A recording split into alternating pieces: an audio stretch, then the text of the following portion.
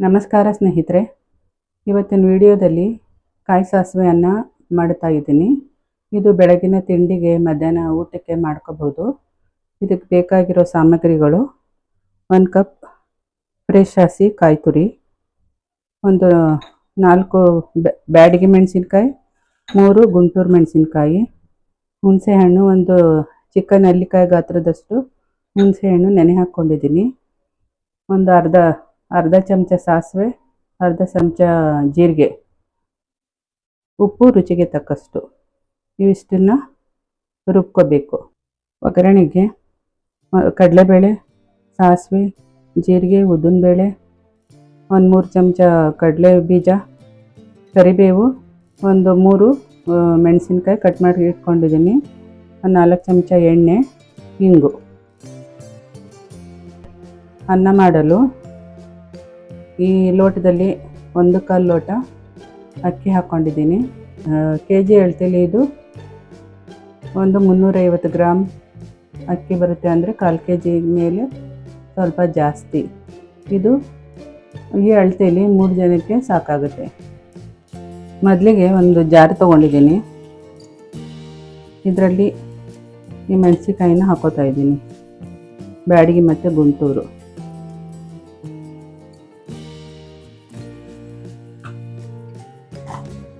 ಇದನ್ನು ಫಸ್ಟು ಸ್ವಲ್ಪ ಪುಡಿ ಮಾಡ್ಕೊಳ್ತೀನಿ. ಈಗ ಮೆಣಸಿನ್ಕಾಯಿ ಪುಡಿ ಮಾಡ್ಕೊಂಡಿದ್ದೀನಿ, ಇದಕ್ಕೆ ಕಾಯಿ ತುರಿ,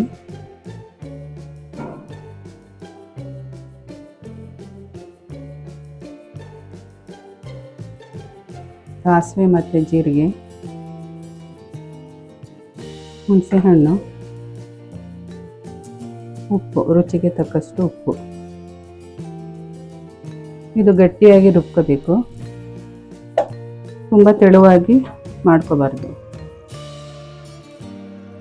ಈಗ ಮಸಾಲೆ ಫ್ರೈ ಮಾಡ್ಕೊಳ್ಳೋದಕ್ಕೆ ಒಂದು ಬಾಣಲಿಗೆ ಇಟ್ಟಿದ್ದೀನಿ. ಈಗ ಎಣ್ಣೆ ಹಾಕ್ಕೊಳ್ತಾ ಇದ್ದೀನಿ.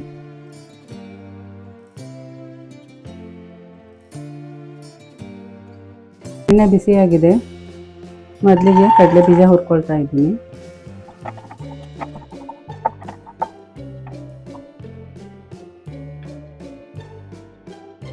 ಸಾಸಿವೆ ಹಾಕ್ತಾ ಇದ್ದೀನಿ, ಸ್ವಲ್ಪ ಜೀರಿಗೆ, 1 ಚಮಚ ಕಡಲೆಬೇಳೆ, 1 ಚಮಚ ಉದ್ದಿನಬೇಳೆ.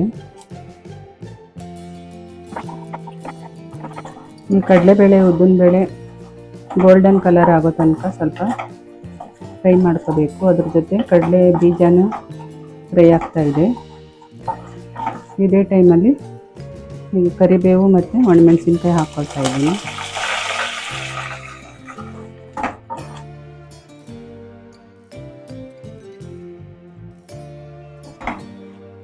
ಕಾಳುಗಳೆಲ್ಲ ಚೆನ್ನಾಗಿ ಫ್ರೈ ಆದಮೇಲೆ ರುಬ್ಬಿದ ಮಸಾಲೆ ಹಾಕ್ಕೊಂಡಿದ್ದೀನಿ.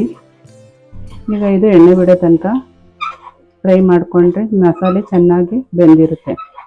ದಿಢೀರಂತ ಮಾಡ್ಕೋಬೋದು, ಬೇಗನೂ ಆಗುತ್ತೆ. ಲಂಚ್ ಬಾಕ್ಸ್ಗೆ, ಮಧ್ಯಾಹ್ನ ಊಟಕ್ಕೆ ಚೆನ್ನಾಗಿರುತ್ತೆ. ರಾತ್ರಿ ಅನ್ನ ಉಳಿದಿದ್ರೆ ಅದಕ್ಕೆ ಈ ಥರ ಗೊಜ್ಜು ಮಾಡಿಕೊಂಡು ಅನ್ನ ಕಲಿಸ್ಕೋಬೋದು. ಮಸಾಲೆ ಎಲ್ಲ ಚೆನ್ನಾಗಿ ಬೆಂದಿದೆ, ಎಣ್ಣೆ ಬಿಟ್ಟಿದೆ. ಈಗ ಇದನ್ನು ಅನ್ನಕ್ಕೆ ಹಾಕಿ ಕಲಿಸ್ಕೊಳ್ಳೋಣ. ಈಗಾಗಲೇ ಅನ್ನ ಮಾಡಿ ಆರಕ್ಕೆ ತೆಗೆದಿಟ್ಟಿದ್ದೀನಿ. ರುಚಿಯಾದ ಸಾಸಿವೆ ಚಿತ್ರಾನ್ನದ ಗೊಜ್ಜು ರೆಡಿಯಾಗಿದೆ.